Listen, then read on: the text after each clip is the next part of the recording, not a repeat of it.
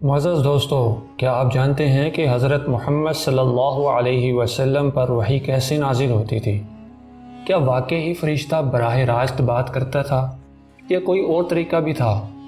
کچھ حیران کن حقائق اور ایسی تفصیلات کے جنہیں سن کر آپ کے رونگٹے کھڑے ہو جائیں گے۔ کبھی کبھی تو وحی ایسی سختی سے نازل ہوتی تھی کہ سردی کے موسم میں بھی آپ صلی اللہ علیہ وسلم کو پسینہ چھوٹ جاتا تھا۔ آئیے جانتے ہیں کہ یہ سب کچھ کیسے ہوتا تھا اور وہ کون کون سے طریقے تھے کہ جن سے اللہ تعالیٰ نے اپنے نبی حضرت محمد صلی اللہ علیہ وسلم کو اپنے پیغامات پہنچائے۔ بسم اللہ الرحمن الرحیم۔ السلام علیکم ورحمۃ اللہ وبرکاتہ۔ معزز سامعین کرام، لغوی اعتبار سے کسی چیز کی خفیہ طور پر اور جلدی اطلاع دینا وحی کہلاتا ہے۔ چونکہ اس میں چھپنے کا مفہوم شامل ہوتا ہے، اس لیے ائمہ لغت کے نزدیک وحی کی تعریف میں کتابت یعنی کہ لکھنا، رمز و اشارہ یعنی کہ علامتیں اور نشانیاں، اور خفیہ کلام یعنی کہ پوشیدہ باتیں شامل ہیں۔ لیکن وحی کا اصطلاحی مفہوم اس لغوی معنی کی بنسبت خاص ہے۔ شرعی اصطلاح میں وحی سے مراد اللہ تبارک و تعالی کا اپنے منتخب انبیاء کو احکام بھیجنا ہے۔ قرآن کریم میں کسی منتخب نبی پر وحی بھیجنے کے 3 طریقے ہیں، جیسے کہ قرآن مجید میں رب العالمین ارشاد فرماتے ہیں: ما کان لبشر ان یکلمہ اللہ الا وحیا او من وراء حجاب او یرسل رسولا فیوحی باذنہ ما یشاء انہ علی حکیم۔ کسی بشر کا یہ مقام نہیں کہ اللہ تعالیٰ اس سے روبرو بات کرے۔ اس کی بات یا تو وحی کے ذریعے ہوتی ہے یا پردے کے پیچھے سے، یا پھر وہ فرشتہ بھیجتا ہے اور وہ اللہ کے حکم سے جو کچھ اللہ چاہتا ہے وہی کرتا ہے۔ اللہ تعالیٰ بلند و بالا اور حکیم ہے۔ قرآن کریم میں رسول اللہ صلی اللہ علیہ وسلم کے متعلق بھی وحی کی یہی صورت بیان ہوئی ہے۔ وَإِنَّهُ لَتَنزِيلُ رَبِّ الْعَالَمِينَ نَزَلَ بِهِ الرُّوحُ الْأَمِينُ عَلَى قَلْبِكَ لِتَكُونَ مِنَ الْمُنذِرِينَ بِلِسَانٍ عَرَبِيٍّ مُبِينٍ۔ اور یہ قرآن رب العالمین کا بھیجا ہوا اس کو امانت دار فرشتہ لے کر آیا ہے، آپ کے قلب اطہر پر صاف عربی زبان میں اتارا ہے تاکہ آپ من جملہ ڈرانے والوں میں سے ہوں۔ معزز سامعین، بخاری شریف کی حدیث نمبر 2 میں آتا ہے، ایک شخص کے جس کا نام حارث بن حشام تھا، آن حضرت صلی اللہ علیہ وسلم سے اس نے سوال کیا کہ حضور صلی اللہ علیہ وسلم آپ پر وحی کیسے نازل ہوتی ہے؟ تو آپ صلی اللہ علیہ وسلم نے فرمایا، وحی نازل ہوتے وقت کبھی مجھ کو گھنٹی کی سی آواز محسوس ہوتی ہے اور وحی کی یہ کیفیت مجھ پر بہت شاق گزرتی ہے۔ جب یہ کیفیت ختم ہوتی ہے تو میرے دل و دماغ پر اس فرشتے کے ذریعے نازل شدہ وحی محفوظ ہو جاتی ہے، اور کسی وقت تو ایسا ہوتا ہے کہ فرشتہ انسانی شکل میں میرے پاس آتا ہے اور مجھ سے کلام کرتا ہے، بس میں اس کا کہا ہوا یاد رکھ لیتا ہوں۔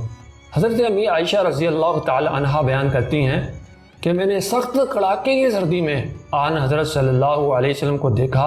کہ آپ صلی اللہ علیہ وسلم پر وحی نازل ہوئی، اور جب اس کا سلسلہ موقوف ہوا تو آپ صلی اللہ علیہ وسلم کی پیشانی پسینے سے شرابور تھی۔ معزز سامعین، نبی کا خواب بھی اللہ کی طرف سے وحی ہوتا ہے، یعنی کہ انبیاء کرام کو خواب کے ذریعے بھی اللہ تعالیٰ کی طرف سے وحی آتی تھی۔ جیسا کہ سیدنا ابراہیم علیہ السلام کا خواب ہے کہ انہوں نے سیدنا اسماعیل علیہ السلام کو خواب میں دیکھا کہ وہ سیدنا اسماعیل علیہ السلام کو ذبح کر رہے تھے، اور وہ اسے اللہ کا حکم سمجھ کر اپنے بیٹے اسماعیل علیہ السلام کو ذبح کرنے کی کوشش بھی کرتے رہے، مگر اللہ تبارک و تعالی نے اسماعیل علیہ السلام کو محفوظ رکھا، جو اس بات کی پختہ دلیل ہے کہ انبیاء کا خواب بھی اللہ کی طرف سے وحی ہوتا ہے۔ اسی طرح فرشتہ آپ صلی اللہ علیہ وسلم کو دکھائی دیے بغیر آپ صلی اللہ علیہ وسلم کے دل میں بھی بات ڈال دیا کرتا تھا، یہ بھی وحی کی ایک قسم تھی۔ جیسا کہ سلسلہ حدیث صحیحہ کی حدیث نمبر 10-12 میں نبی کریم صلی اللہ علیہ وسلم کا ارشاد موجود ہے۔ آپ صلی اللہ علیہ وسلم نے فرمایا کہ روح القدس یعنی کہ جبرائیل علیہ السلام نے میرے دل میں القاء کیا ہے، یعنی میرے دل میں یہ بات ڈالی ہے کہ کوئی نفس اس وقت تک نہیں مرے گا جب تک اپنا رزق مکمل نہ کر لے۔ اس لیے اللہ تعالیٰ سے ڈرو اور اچھے انداز سے رزق طلب کرو، اور رزق میں تاخیر تمہیں اللہ تعالیٰ کی نافرمانی پر نہ ابھارے۔ کیونکہ اللہ تعالیٰ کے پاس جو کچھ ہے اس کی اطاعت کے ذریعے ہی اسے حاصل کیا جا سکتا ہے۔ معزز سامعین، رسول اللہ صلی اللہ علیہ وسلم پر وحی نازل ہونے کا ایک طریقہ یہ بھی تھا کہ فرشتہ نبی صلی اللہ علیہ وسلم کے لیے آدمی کی شکل اختیار کر کے آپ صلی اللہ علیہ وسلم کو مخاطب کرتا، پھر جو کچھ فرشتہ کہتا اسے آپ صلی اللہ علیہ وسلم یاد فرما لیا کرتے تھے۔ اس صورت میں کبھی کبھی صحابہ کرام رضی اللہ تعالیٰ عنہ نے بھی فرشتوں کو دیکھا تھا، جیسا کہ ایک مشہور حدیث جو کہ حدیث جبرائیل کے نام سے مشہور ہے، بڑی لمبی حدیث ہے، بخاری شریف کی حدیث نمبر 50 ہے، جس کا خلاصہ یہ ہے کہ ایک دن نبی کریم صلی اللہ علیہ وسلم لوگوں میں تشریف فرما تھے کہ آپ صلی اللہ علیہ وسلم کے پاس ایک شخص آیا اور آپ صلی اللہ علیہ وسلم سے مختلف سوالات کیے۔ آپ صلی اللہ علیہ وسلم نے جواب عنایت فرمائے۔ سوال و جواب کے بعد وہ پوچھنے والا پیٹھ پھیر کر جانے لگا۔ آپ صلی اللہ علیہ وسلم نے فرمایا کہ اسے واپس بلا کر لاؤ۔ لوگ دوڑ پڑے مگر وہ کہیں نظر نہ آیا۔ آپ صلی اللہ علیہ وسلم نے فرمایا کہ وہ جبرائیل علیہ السلام تھے جو لوگوں کو ان کا دین سکھانے آئے تھے۔ تو معزز سامعین، اس حدیث سے واضح ہوتا ہے کہ فرشتہ انسانی شکل میں بھی رسول اللہ صلی اللہ علیہ وسلم پر وحی لایا کرتا تھا، جیسا کہ بخاری شریف کی بھی حدیث آپ پہلے سماعت فرما چکے ہیں۔ تو معزز دوستو، آپ صلی اللہ علیہ وسلم کے پاس وحی گھنٹی کے ٹنٹنانے کی طرح بھی آتی تھی۔ وحی کی یہ سب سے سخت صورت ہوتی تھی۔ اس صورت میں فرشتہ آپ صلی اللہ علیہ وسلم سے ملتا تھا اور وحی آتی تھی تو سخت سردی کے زمانے میں بھی آپ صلی اللہ علیہ وسلم کی پیشانی سے پسینہ پھوٹ پڑتا تھا، اور آپ صلی اللہ علیہ وسلم اونٹنی پر سوار ہوتے تھے تو وہ زمین پر بیٹھ جاتی تھی، جیسا کہ پہلے آپ بخاری شریف کی حدیث نمبر 2 سماعت فرما چکے ہیں۔ تو معزز سامعین، آپ صلی اللہ علیہ وسلم فرشتے کو اس کی اصلی اور پیدائشی شکل میں بھی دیکھتے تھے، اور اسی حالت میں وہ اللہ تعالیٰ کے حکم کے مطابق آپ صلی اللہ علیہ وسلم کی طرف وحی کرتا تھا۔ یہ صورت آپ صلی اللہ علیہ وسلم کے ساتھ 2 مرتبہ پیش آئی کہ آپ صلی اللہ علیہ وسلم نے فرشتے کو اس کی اصلی شکل میں دیکھا تھا، جس کا ذکر اللہ تعالیٰ نے سورۃ النجم میں فرمایا ہے۔ اور ایک وحی وہ جو آپ صلی اللہ علیہ وسلم پر معراج کی رات نماز کی فرضیت وغیرہ کے سلسلے میں اللہ تعالیٰ نے اس وقت نازل فرمائی کہ جب آپ صلی اللہ علیہ وسلم آسمانوں کے اوپر تھے۔ معزز دوستو، نبی کریم صلی اللہ علیہ وسلم پر وحی کے نزول کا ایک طریقہ یہ بھی ہوتا تھا کہ فرشتے کے واسطے کے بغیر اللہ تعالیٰ کی آپ صلی اللہ علیہ وسلم سے پردے میں رہ کر، حجاب میں رہ کر براہ راست گفتگو، جیسا کہ اللہ تعالیٰ نے موسیٰ علیہ السلام سے گفتگو فرمائی تھی، ویسے ہوا کرتی تھی۔ وحی کی یہ صورت موسیٰ علیہ السلام کے لیے قرآن مجید سے ثابت ہے، لیکن نبی کریم صلی اللہ علیہ وسلم کے لیے اس کا ثبوت قرآن کی بجائے معراج والی حدیث میں ملتا ہے۔ اگر آپ نبی کریم صلی اللہ علیہ وسلم کا معراج والا واقعہ تفصیل سے سننا چاہتے ہیں تو ڈسکرپشن کے اندر لنک موجود ہے، اس پر کلک کر کے آپ سن سکتے ہیں۔ بڑا ہی زبردست اور بہترین لاجواب قسم کا یہ واقعہ ہے۔ معزز سامعین اور ناظرین، امام ابن حزم اندلسی رحمۃ اللہ علیہ فرماتے ہیں کہ ہم پر یہ چیز واضح ہو چکی ہے کہ شریعت میں قرآن اصل المرجوع ہے، یعنی کہ ہمیں بے حیثیت مسلمان یہ بات معلوم ہے کہ شریعت میں ہر بات کے لیے قرآن کی طرف رجوع کرنا چاہیے، لیکن جب ہم اس قرآن کا مطالعہ کرتے ہیں تو ہمیں اس میں رسول اللہ صلی اللہ علیہ وسلم کی احکام کی اطاعت کا واجب ہونا بھی ملتا ہے،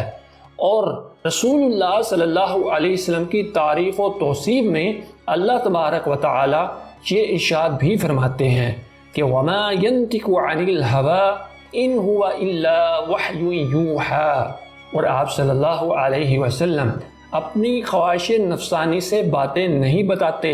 ان کا ارشاد تو خالص اللہ کی طرف سے بھیجی ہوئی وحی ہوتا ہے۔ بس اس سے معلوم ہوا کہ اللہ عز و جل کی اپنے رسول صلی اللہ علیہ وسلم کی طرف بھیجی گئی وحی 2 اقسام میں تقسیم ہوتی ہے۔ پہلی قسم کی وحی وہ ہے جو قرآن کریم کی شکل میں نازل ہوئی، یہ وحی اللہ تعالیٰ کی طرف سے نازل کی گئی ہے اور یہ اللہ کی طرف سے ایک معجزہ ہے۔ اور دوسری قسم یہ وہ وحی ہے جو روایت کی گئی ہے، بیان کی گئی ہے، قرآن کی طرح نہ تو یہ لکھی گئی ہے اور نہ ہی قرآن کی طرح اس کی تلاوت کی جاتی ہے۔ البتہ نبی کریم صلی اللہ علیہ وسلم کے دور میں بھی احادیث لکھی جاتی تھیں اور جب بیان ہوتی تھی تو اس کی تلاوت بھی ہوتی تھی، لیکن